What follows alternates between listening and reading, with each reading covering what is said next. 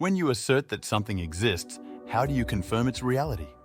You might quickly point to your senses, seeing, touching, hearing, but pause for a moment and consider, where are all these sensations processed? Yes, within the confines of your own mind. Your brain interprets signals and constructs a reality for you, a reality that you accept without question.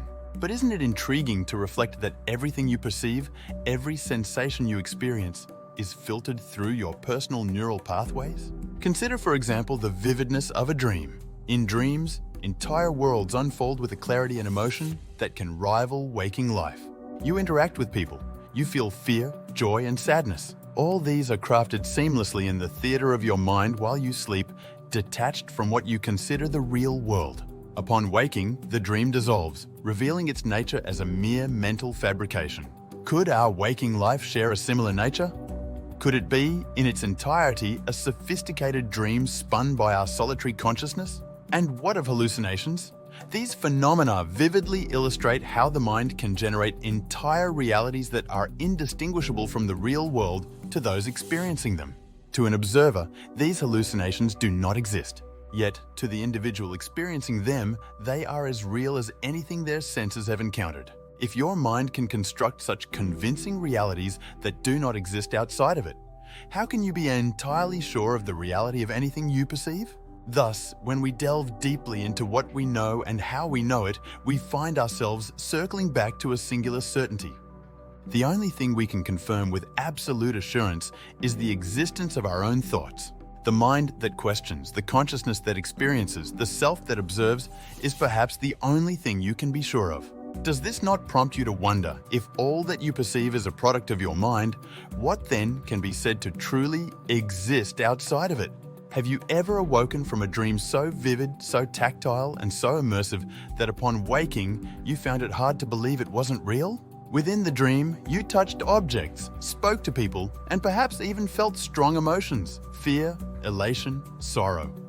Everything within that dream adhered to a narrative that was indistinguishable from the reality you experience when awake. But then, the moment of awakening brought the realization that none of it was real, at least not outside your mind.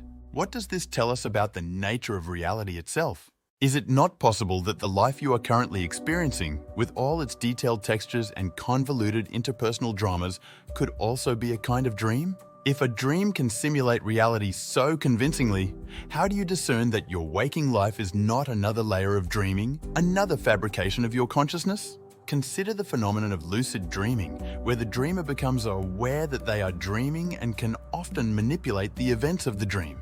Isn't this an even more compelling example of how malleable reality can be when confined to the boundaries of our minds? In these moments, dreamers control their environments in ways that defy the physical laws governing waking life. If such control is possible in dreams, could we not entertain the possibility that our waking reality is also a construct, albeit a more consistent one, governed by the subconscious rather than the conscious mind? And what if, just like waking from a dream, there comes a moment when we awaken from this reality? What would that entail for the existence we believe to be so concrete and immutable?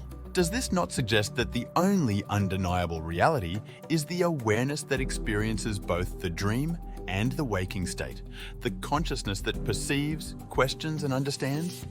Solipsism posits a profound and often unsettling philosophical stance. What if the only thing you can be absolutely certain of is the existence of your own mind? This notion challenges every assumption we hold about external reality. If the entirety of your experience is mediated by your mind, how can you be certain that anything outside it truly exists?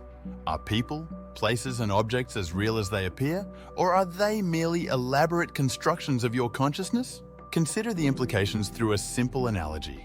Imagine you are playing a highly sophisticated virtual reality game. In this game, the graphics are so advanced and the sensory feedback so refined that every texture, sound, and interaction feels real. While immersed in the game, it becomes your reality. But what remains when the headset comes off? The world you were interacting with vanishes, revealing itself to have been a mere digital fabrication. Could our perception of the physical world around us be similarly illusory, a comprehensive rendering produced by our minds? Furthermore, delve into the world of fiction and storytelling. Authors and filmmakers create universes teeming with characters, cities, and plots that engage us deeply, evoking emotions and attachments. Yet we are fully aware that these characters and places do not exist outside the narrative construct. Is it not conceivable then that our own reality is, in essence, a narrative woven by the subconscious mind, populated with characters and settings that we believe to be real? Thus, solipsism forces us to confront a fundamental question. If we accept that our consciousness is the only verifiable reality, what does that mean for our understanding of the world and our place within it? Does this realization isolate us in our own minds, or does it free us from the constraints of an externally imposed reality? Why would someone subscribe to the idea of solipsism? At its core, solipsism emerges not from a desire to negate the reality of the external world, but from a rigorous examination of knowledge and perception. If all knowledge and experience are filtered through the subjective lens of your own mind, how can you verify the independent existence of anything outside it? Isn't it conceivable that all you perceive and understand is merely a self-contained symphony orchestrated entirely within the confines of your consciousness? Take, for instance, the nature of sensory experiences. We trust our senses to inform us about the world, but haven't they deceived us before? Consider the mirage in a desert or the stick that appears bent in water. Simple illusions that deceive the sight. If such basic errors are possible, how can we assert with confidence that our entire perceptual apparatus, even extended to the most complex experiences, is not similarly deceptive? This leads to a further philosophical inquiry. If you cannot step outside your own mind to validate the existence of the universe, isn't it just as rational, perhaps even more so, to doubt the external world as it is to accept it? Why should the assumption of an external reality be more valid than the assumption that no such reality exists beyond your mental perceptions?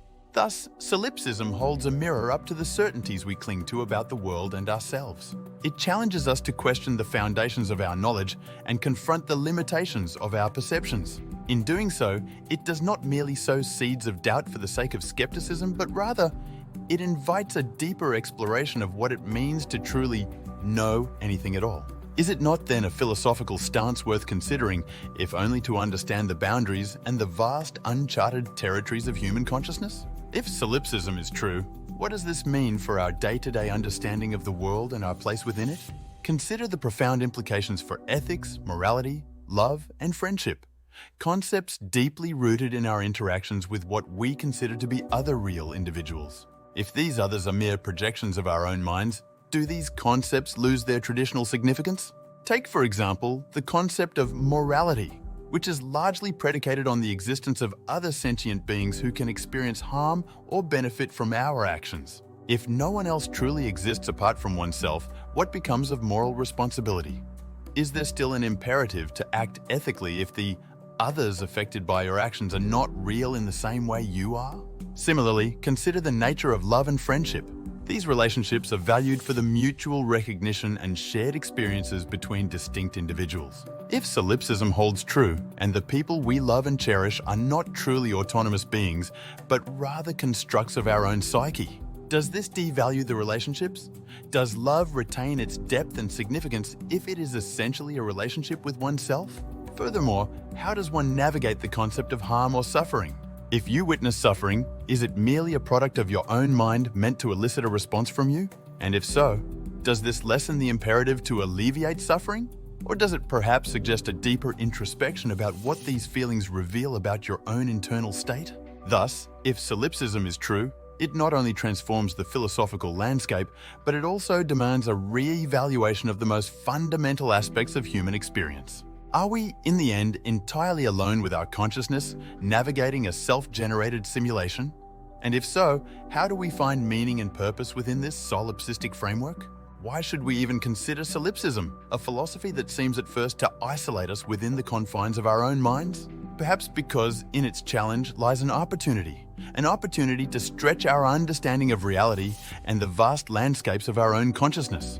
Does not the very act of questioning the external world push us to deeper philosophical inquiry and self-reflection?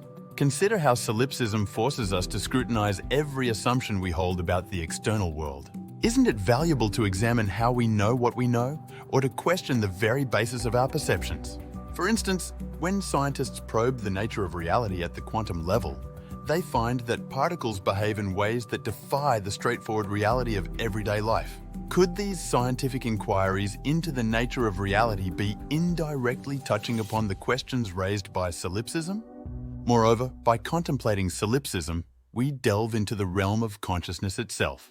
How is it that our consciousness seems so distinct and separate if all minds are indeed part of a singular, unified reality? Take the example of dreaming, where each night, in sleep, we create entire worlds that feel real but are recognized as illusory upon waking. What does this capacity tell us about the power of the mind and the potential illusions of our waking thoughts? Furthermore, solipsism enriches our philosophical explorations by compelling us to confront the mysteries of existence itself. If we accept even the possibility of solipsism, does it not deepen our appreciation for the enigmatic nature of consciousness? How does understanding that our reality might be a solitary experience change our approach to life and to the philosophical and ethical questions we face? Thus, engaging with solipsism, even if we do not accept it as the ultimate truth, serves a profound purpose. It sharpens our philosophical tools, expands the boundaries of debate, and enhances our appreciation for the complexities and mysteries of our own existence. Isn't the pursuit of such understanding a worthy endeavor in the quest to grasp the full spectrum of what it means to be human? We will bring you more of these videos in the future. Make sure you're subscribed and have that notification bell on so you won't miss our next journey into the mind. Since you are on the channel, check out the video on the superfood goji berry that might cure insomnia and would be a great partner to your lucid dreaming adventure.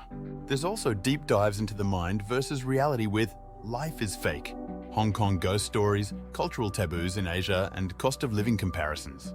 Click on the banner here and thanks for joining the channel. I'll see you in the next one.